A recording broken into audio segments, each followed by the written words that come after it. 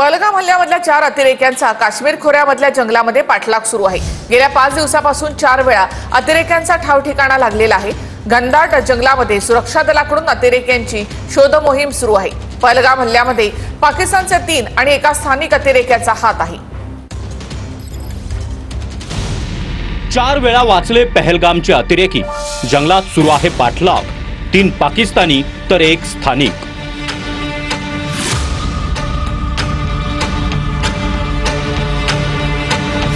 पहलगाम हल्ल्यातल्या अतिरेक्यांचा काश्मीर खोऱ्यात पाठलाग सुरू आहे। सुरक्षा दलांना गेल्या 5 दिवसात अतिरेक्यांचा 4 वेळा ठाव ठिकाणा लागलाय। पण घनदाट जंगलाचा फायदा घेत दहशतवाद्यांनी तिथून पळ काढलाय। पहलगाम हल्ल्यातल्या या अतिरेक्यांना काही स्थानिक काश्मीरी नागरिकांनी मदत केल्याचा संशय। यातल्या 15 स्थानिकांची ओळख सुरक्षा दलांनी पटवली आहे। त्यातील 3 मुख्य संशयितांना अटक केली असून इतरांचा शोध सुरू आहे।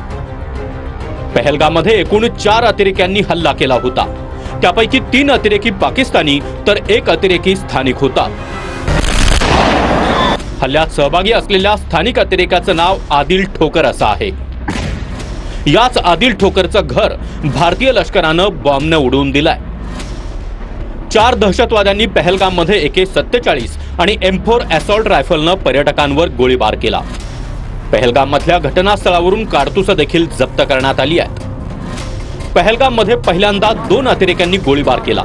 त्यावेळी इतर 2 अतिरेकी हॉटेलच्या मागच्या बाजूला दबा धरून बसले होते।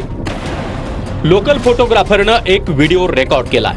त्यावरून 4 अतिरेक्यांची ओळख पटवण्यात यश आलंय। जंगलाच्या रस्त्यानं 22 तास चालत हे अतिरेकी बैसरन व्हॅलीमध्ये आले होते। हल्ल्यानंतर अतिरेक्यांनी 2 पर्यटकांचे मोबाईल फोन देखील खेचून नेले।